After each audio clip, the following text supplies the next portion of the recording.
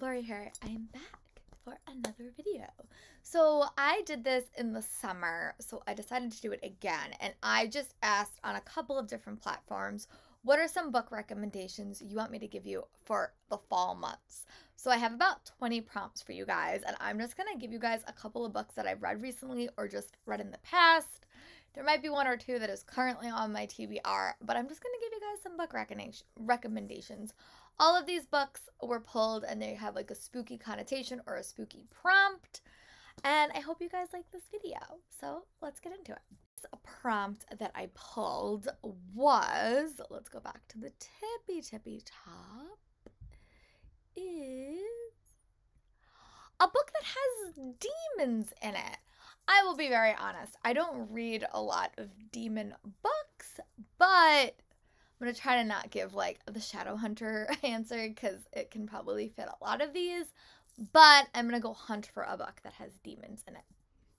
Mention that looking at all the books, definitely my favorite would probably be Shadowhunters, but I know it's like a very hard to get into series. I would argue that my favorite series is probably the Mortal Instruments series, just because I really grew to love those characters, but I also am currently really liking the Chain of Iron and Chain of Gold series, which is the companion series to Clockwork Princess.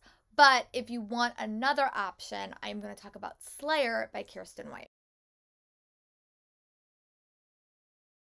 I always have been a big Buffy fan, and this was like a companion series set in the same world as Buffy the Vampire Slayer. You do see Buffy and Faith in this duology, but I really like this book. I thought it was great. It was nice to be back in the Buffy the Vampire Slayer world. It was nice to see a series that was like loosely connected to the TV show. I am exceptionally excited for Kendare Blake's new one, which is even more closely tied to those characters, but it follows these two twins in the aftermath of a shocking event, and it was really interesting. There was one main character that we followed, she's a twin sister, and one was set to be a slayer, and one was set to be a watcher, and then when their roles get switched up, there's a mystery at the heart of this duology. I really liked it. I think Kiersten White is such a great writer. This is probably my favorite series that I've read by her. It was super quick, and it was just, you could tell how much she really liked the Buffy the Vampire Slayer world, and I thought the demon elements in this story were really, really great. It had a romance that was sort of like Spike and Buffy for a hot minute. I really, really loved it, and I am still a big fan of this series. So if you're looking for something that will kind of coax your Buffy the Vampire Slayer fans, or you just want a fun, quick read, I would definitely recommend this one. The next prompt I got was a book about a haunted house. I will be a little bit honest, I'm a little bit of a chicken. But I have read a couple of books. Some are still on my TBR. I know I have White Smoke on my TBR, and I think I have Home Before Dark on my TBR. But this book was one that I did read a couple of years ago. It is a middle grade book, but the Prospero, it's the Alexandra Bracken book. Let me see if I can get the title for you. And the title is The Dreadful Tales of Prospero Redding by Alexandra Bracken. This is her middle grade debut, and it basically follows this young boy named Prospero Redding. He winds up moving to live in a haunted house with his cousin, but when a demon winds up connecting himself to his soul, drama and spookiness occur. I will say I definitely like the first one a little bit more than the second one. The first one was really predominantly set in the haunted house and had a lot of elements. There was also a lot of unexpected twists and turns. There was family dynamics. I really, really liked it. I gave it 4 stars. Definitely preferred the first book a little bit more to the second, but it does involve a haunted house, and it wasn't creepy scary. It was more like eerie, and I like that. I don't like pure out horror. So most of my recommendations won't be pure horror just because it's not my thing. But I will mention I do have a couple more on my reading list. Like I am reading Anna Dressed in Blood by Kendare Blake right now. That has like a a haunted house vibe as well. So, but other than that, I really did like this one, and definitely think you should check it out. If you have younger readers, I think it would be a great eerie and creepy read as well. And then the next prompt that we are going to talk about is a book that deals with a serial killer. And I have the perfect book because I just finished reading it. In two books. One is a standalone, one is a series, just because they both had a big impression on me. But the book that I'm going to talk about first is All These Bodies by Kendra Blake. I literally just finished this book when I was at New York City Comic Con. But this book follows a male main character, which in YA mysteries is a hard thing to find. It's set in 1958. And as a series of murders sweep through the West, victims drained entirely of their blood, a 15-year-old girl is arrested. Sometimes the truth is hard to believe as it is to find. And this book follows a young character named, I think his name is Michael. Yeah, I think his name is Michael, if I could be wrong. But he basically, his dad is the sheriff, and when these murders come to his town, it is the reminiscent of a serial killer, and they wind up arresting this 15-year-old girl as being the person that committed these murders. And Michael and her develop a relationship as he starts to uncover what is happening. It is a very interesting narration because he's sort of looking at it from the future, and he's sort of looking back and telling you the story. So he has a lot more knowledge than we would have in the story. I just liked it. It was a very, very fast-paced read. And even though we didn't get like the serial killer's point of view, I found it to be very interesting, and I thought that her and Michael had a really, really fun relationship. It was a really, really quick read, and it was more eerie and creepy with a paranormal element possibly to it, and I like that. It reminded me of like All the Broken Things. It had a potential paranormal shift. It was historical fiction, but with a murder at the heart of it, or a series of murders at the heart of it. And I just love the main character a lot. It's so rare you get a male main character in a YA mystery thriller, and I really like that. And Kendra Blake is always a really captivating writer, so I really did like this one as well. And then another series I just wanted to give a shout out to is the Natural series by Jennifer Lynn Barnes. Her Inheritance Game series, and this is the series that introduced me to Jennifer Lynn Barnes, and it came out a couple of years ago. There's 4 books in it. It's a very, very tightly wound mystery. If you read her debutante series, I think you'd really like this one if you like the tightly wound mystery, because it really was reminiscent in this one. But this one, you follow a main character. Her mother was killed by a serial killer.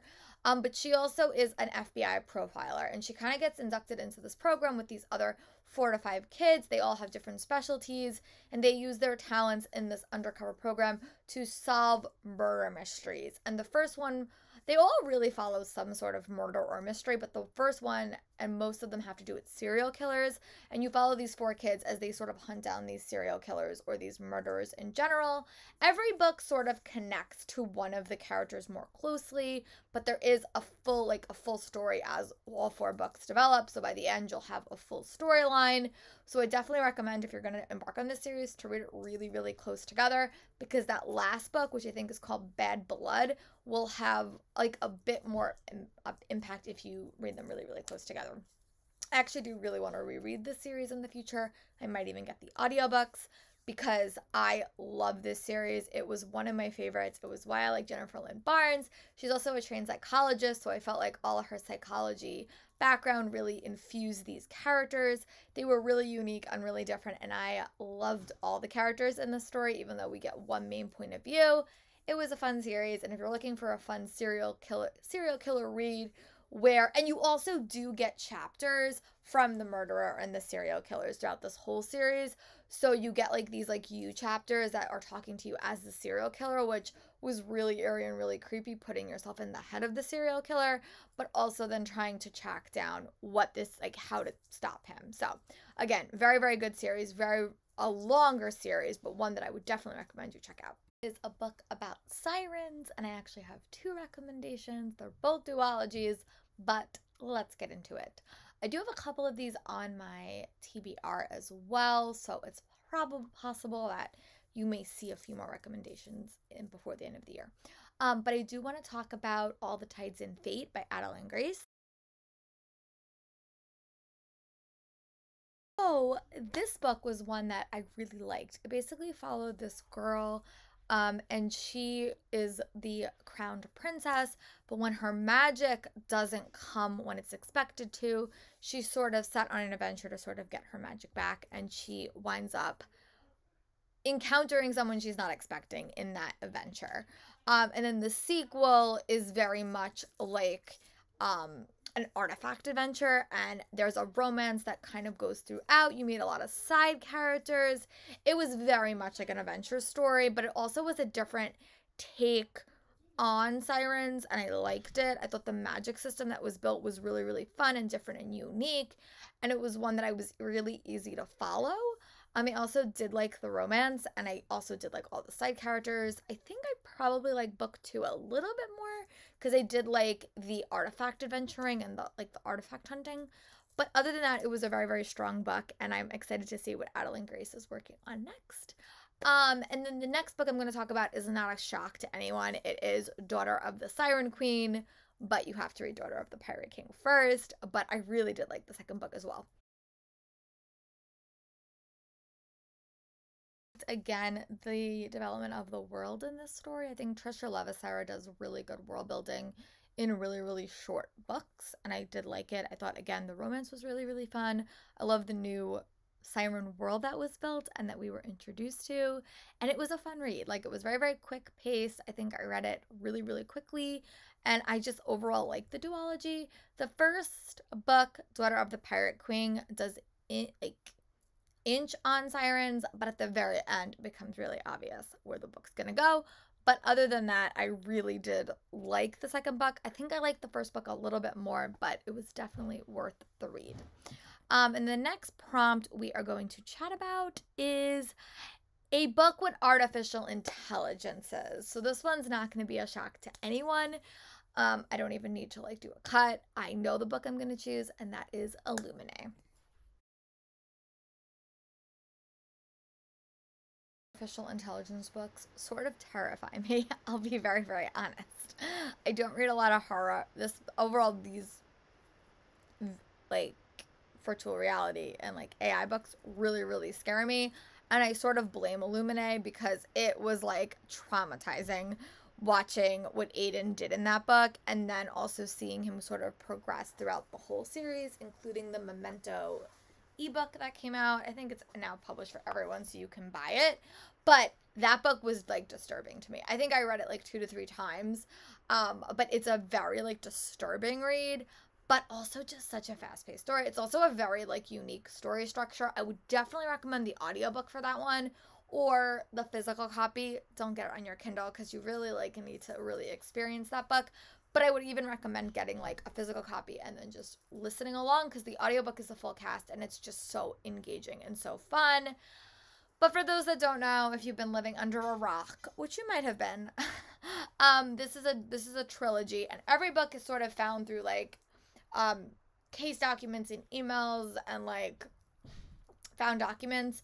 And they're basically following this attack on a space station, Carenza, and what the aftermath was. And you follow 3 stories that all sort of connect at the end. You follow 6 main characters, but Illuminati focuses on an AI go wrong or an AI questionable action. So it's a very compelling read, super fast paced listen. And I would definitely recommend you check it out if you haven't checked it out before. If you have any more AI recommendations for me, put them in the comments, and maybe I'll try to read some this winter. A book that I was really intrigued by. So it basically follows this girl who I think maybe a year before, her sister was killed. And I think that they thought it was suicide, but her sister never really believed that. And then she sort of gets sucked down this hole trying to figure out what really happened to her sister. And it's not what she expects. And it's definitely a very eerie, creepy read. You really questioned your character's sanity a lot of the times. But it was very, very fast-paced, very, very engaging. It does deal with a lot of harder topics, which is very, very common in Kara Thomas's stories. I like this, and I really enjoyed it. It was a very, very quick read when I read it.